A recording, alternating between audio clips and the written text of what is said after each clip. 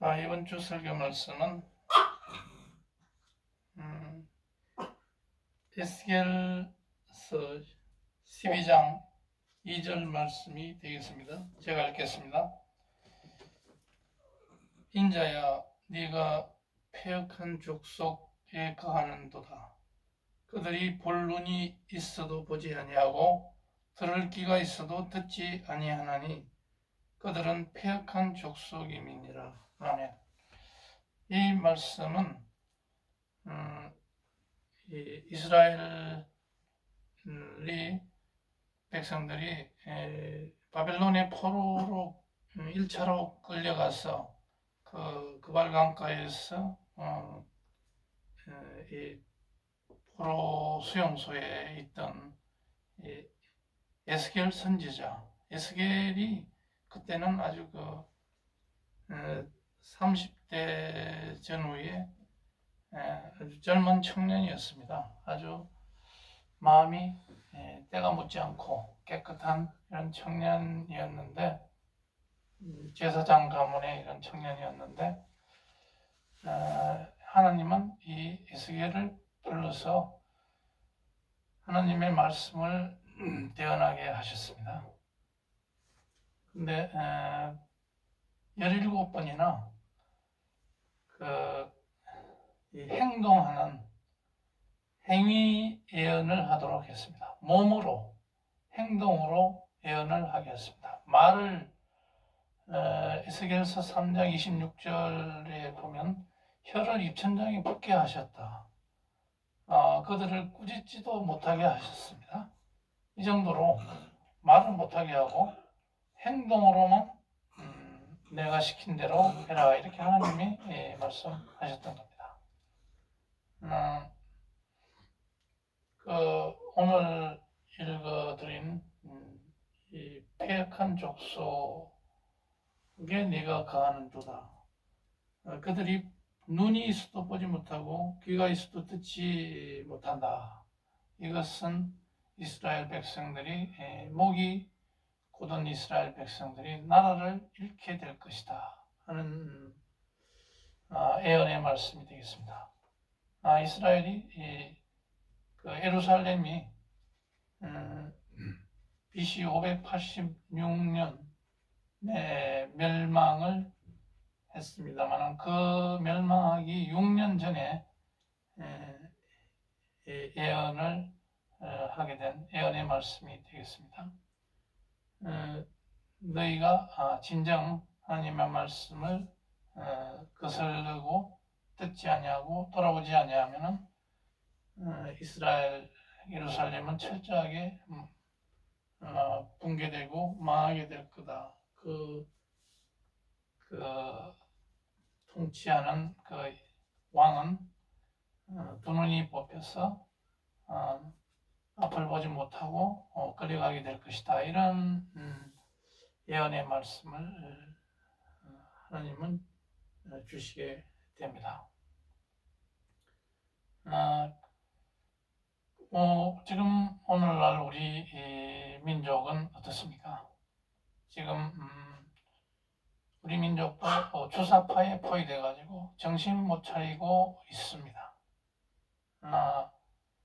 또 거기다가 겨우 이 우파가 정권을 잡긴 했습니다만은 이런 어떤 헬로윈데이 참사를 또 당해가지고 북한이 이것을 이용하려고 그래서 제2의 탄핵, 박근혜 정부에 이어서 탄핵을 시도하려고 곳곳에서 음모를 꾸미고 있습니다. 우리 국민들이 바로 여기에서 넘어가게 되면 이스라엘 백성들처럼 서울은 완전히 폐허가 되고 잿더미가 돼서 70년 동안에 우리가 일구었던 이 터전은 다시 원점으로 돌아가게 될 수밖에 없을 것입니다. 그래서 오늘날 이 말씀은 우리에게 주시는 하나님의 엄한 말씀이다. 지금 매주 광화문 광장에서 정광훈 목사가 선지자로서 계속 외쳐오고 있습니다. 이런 주사파들을 경계하고 거기에 넘어가서는 안 된다. 주사파들의 어떤 움직임을 우리 대한민국 이 건전한 시민들이 막아내야 된다. 그러한 주사파들의 어떤 꾀임에 빠져서는 안 된다 하는 것을 외쳐대지만 우리 개신교 사람들마저도 그것을 오히려 폄하하고 욕하고 이단으로 정죄하려고 하고 이렇게 하고 있습니다. 이 기독교 내에서 비주류로 이렇게 찍어내려고 하는 이런 사람들이 많이 있습니다. 교단의 어떤 성장에 대한 욕심만 가지고서 교단 통합을 외치지만은 사실은 이런 좌파, 주사파들과 놀아나는 이런 교단들이 있습니다.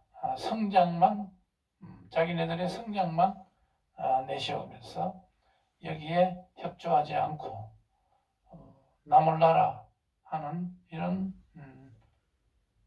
교단들이 있다는 거 하나님께서 보고 계십니다. 너희들이 정녕 정신 못 차리고 깨어나지 못하고 목이 곧아서 그렇게 이런 선지자가 외치는 외침에도 깨닫지 못한다면 너희들 망하게 될 것이다. 이렇게 준엄하게 판단을 하고 하나님께서는 계시고 있습니다.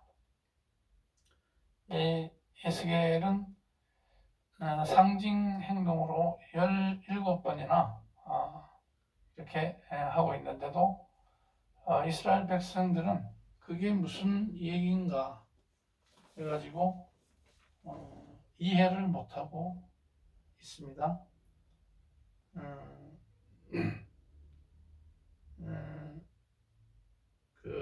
그거를 깨닫지 못하고 이렇게 에스겔이 행동을 하고 있는 것을 그것이 무슨 뜻인가 하고 말하고 물으면서 이해를 못하고 또 미친 사람이다 이렇게 폄하했던 것입니다. 그 결과 예루살렘은 철저히 망가지고 그 당시에 권력을 가지고 있던 왕은 두 눈이 뽑혀가지고 바빌론으로 끌려가게 됐던 겁니다. 우리나라는 해방 직후 60년까지 이승만이 나라를 구했고 또 박정희가 그 뒤에 18년간 나라를 부흥시켰다면 21세기 초 한국을 구할 자가 누구인가? 현재로서는 전광훈 목사와 윤석열 두 사람이다. 주사파 파괴주의자들로부터 나라를 구하는데 동참해야 된다. 개신교인들부터 떨쳐 일어나야 된다. 이런 말씀을 드리고자 하는 것입니다. 그래서 우리는 삶으로, 실천으로 축복의 통로로 쓰임을 받을 수 있도록 해야 되겠습니다. 대부분의 보수 진영에 있는 지식 많고 경륜이 뛰어난 사람들이 많이 있습니다. 이분들은 점잖고 명예를 지키기 위해 행동에 나서는 사람이 적습니다. 행동하는 정의를 외치는 정광훈 목사에게 협조해야 됩니다. 마음속에 똑똑한 생각을 가지고만 있으면 소용이 없습니다. 북한에게 넘어가서 자기 이상을 펼칠 수 없고 자기 자녀들, 손자들까지 다 망해버릴 수밖에 없는 그런 상황에 가서 후회해봐야 아무런 소용이 없는 것입니다. 행동으로 표출해서 세상을 바꾸어야 이 시대의 진정한 하나님의 사람이다, 이렇게 말씀드릴 수가 있겠습니다.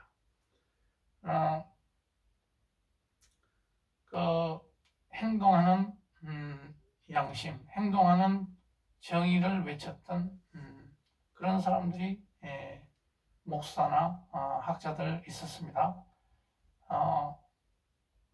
히틀러 시대에 디트리히 본 회퍼라는 목사, 미친 자에게 운전대를 맡길 수 없다, 이렇게 감옥 안에서 외치고 순교를 했습니다. 칼바르트가 있습니다. 히틀러의 반대에서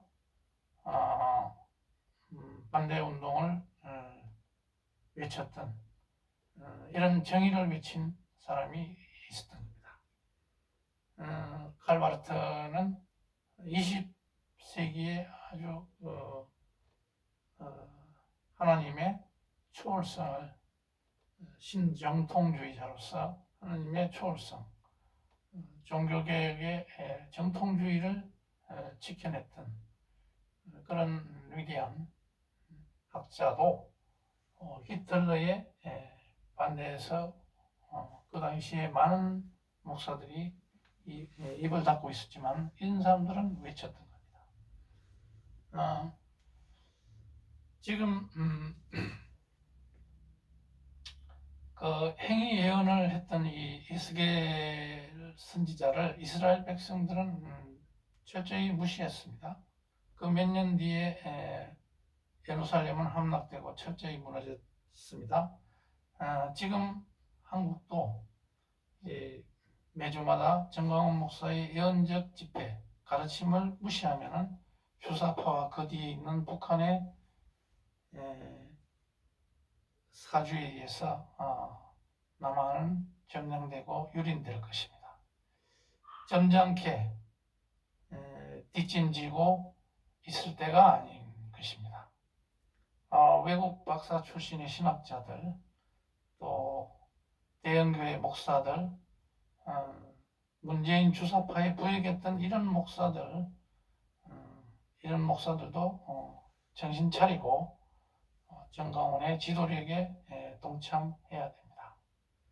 동참 안 하면 결국 다 죽습니다. 그런데 이러한 평시 우리 대한민국이 정말 평온한 가운데 있다면 이러한 정광훈 목사의 이러한 지도력은 필요가 없습니다. 각 개개교회에서 영혼구원에만 몰두하면 될 것입니다. 전 세계로 전도에 몰두하고 이렇게 하면 되겠지만 지금 우리가 발등에 불이 떨어진 우리 생존의 문제에 직면한 이 점에 이런 돌출한, 어떻게 보면 좀 교리에 어긋나는 듯이 보이는 이런 정치 일변도의 이런 정치 행보를 보이는 이런 목사에게 협조하는 것이 좀 복음주의자들의 입장에서는 좀 맞지 않는 것처럼 보이지만 지금은 그런 거 가릴 때가 아니다. 정말 정의를 외치는 사람에게 힘이 돼줘야 된다, 이런 말씀을 드리고 싶습니다. 지금 사태는 두 가지입니다. 헬로윈 참사를 애도하고 있는 이런 분위기를 이용하려고 하는 이런 주사파들의 움직임 가운데 북한이 연일 그 미사일로 ICBM으로 이렇게 공격을 해와서 그 국민들을 전쟁의 불안 속에 불안의 도가니로 넣음으로 인해서 주사파가 주장하는 이런 평화가 더 그립다. 문재인 대통령이 했던 이런 북한을 달래주는 이런 평화를 외쳤던 평화 세력, 이런 세력에 대한 그 그리움, 향수를 가져오게 하고, 지금 윤석열 정부는 전쟁광이다. 미국과 손잡고 전쟁광으로 우리를 몰아넣고 있기 때문에 우리는 더 불안하다. 이런 여론몰이로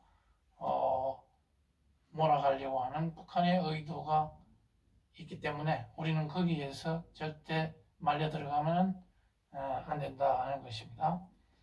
저 사람들의 행태를 절대 넘어가지 않고 9.19 군사 합의 이런 것들을 깨버리고, 이미 너희들이 그런 것을 어겼기 때문에 우리는 너희네들이 군사 합의 또 남한의 적대 행위를 계속하면 우리도 거기에 상응하는 이런 도발에 대한 응징을 하겠다 하는 것을 분명히 보여줄 때 저 사람들은 전쟁을 포기하게 될 것입니다. 그렇지 않으면 우리가 불안에 떨고 하면 할수록 더 위축이 되면 될수록 김정은은 더욱더 저런 전쟁광, 전쟁 노름을 계속할 것이기 때문에 우리는 거기에 속아 넘어가면 안 되겠다. 죽으면 죽으리라 하는 그런 결연한 의지로 나갈 때 우리가 반드시 승리할 것이다 하는 그런 자신감으로 무장될 때 우리는 이 사태를 이겨낼 것이다 하는 것입니다. 지금 최근 사태를 보는 논이 여러 가지가 있을 수 있습니다. 지금 포탄을 떨어뜨리고 비행기가 출몰하고 또 미사일을 동해상으로 날리고 하는 것들은 김정은의 신경질이다. 또 7차 핵실험을 예고하기 위한 전초전이다. 비질런트 스톰이라는 그 한미 연합훈련에 대한 신경질적인 반응이다. 이로 인해서 결국은 북한이 얻을 수 있는 것은 에너지가 소모되고 에너지 자원이 소모되는 것에 불과할 것이다. 이런 얘기도 있고, 또 남한 사회가 전쟁의 공포로 몰아가면서 남한을 전복할 목적으로 어떤 주사파들이 대통령 탄핵이라든지 내부 분열을 획책하는 이런 의도가 담겨 있다. 이렇게 보는 시각도 있습니다. 또 어떤 이는 북한은 이제 미국이 봤을 때 피말리게 하는 그러한 작전, 작게 5030과 같은 이런 고도의 군사적인 또 심리전적인 그런 측면이 있다. 이렇게 볼 수도 있는데, 어쨌든 미국의 중간 선거가 11월 중순에 있기 때문에 그때까지 안심할 수 없는 이런 상황이 전개되고 있기 때문에 우리 국민들은 정신적 대비를 철저히 해야 될 것이다. 이렇게 보는 것입니다. 그래서 우리 국민들은 굉장히 이런 수많은 전쟁을 딛고 일어섰던 이런 국민들이지만 막상 발등에 불이 떨어져야 그때 움직이는 이런 국민들의 모습을 보여왔습니다. 미리미리 대비하는 그런 유비무환의 정신이 좀 부족하고, 발등에 불이 떨어졌을 때 그때는 결사항전으로 일어서는 그런 민족이기 때문에 그렇게 되면은 현대전에서는 일단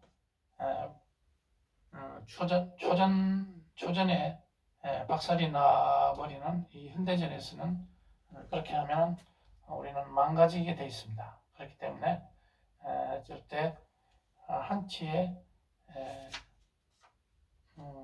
이런 잘못된 방심하에서 일어나는 어떠한 전쟁도 우리는 허용해서는 안 될 것입니다. 그래서 그 대부분이 우리 보수파 가운데서는 아주 훌륭한 분들이 많이 있습니다. 점잖게 뒤에서 행동하지 않고 사태를 관망하는 그리고 평가만 하고 있는 이런 분들은 빨리 행동으로 옮겨줘야 됩니다. 또 가톨릭과 또 이 개신교 신자들 가운데서도 이 사태를 관망하고 오히려 주사파들의 어떤 그 생각에 동조하는 이런 사람들은 빨리 마음을 돌이켜서 정의를 외칠 수 있는 행동하는 정의, 행동하는 보수 이런 그래서 정의의 대열에 빨리 합류해서 북한이 오판을 하지 않도록 우리가 총력을 경주해야 할 것으로 보입니다. 오늘 읽은 말씀 에스겔서 12장은 이런 어떤 하나님의 이런 절절한 그 당부에도 불구하고 이스라엘 백성이 목이 고든 이스라엘 백성들이 결국은 그 하나님의 말씀을 귀 기울이지 않았기 때문에 망했던 그러한 전철을 우리나라가 되풀이해서는 안 될 것입니다. 그래서 더욱더 모여서 기도하고 또 행동으로 표출해야 하겠다 하는 말씀을 드립니다. 기도하시겠습니다.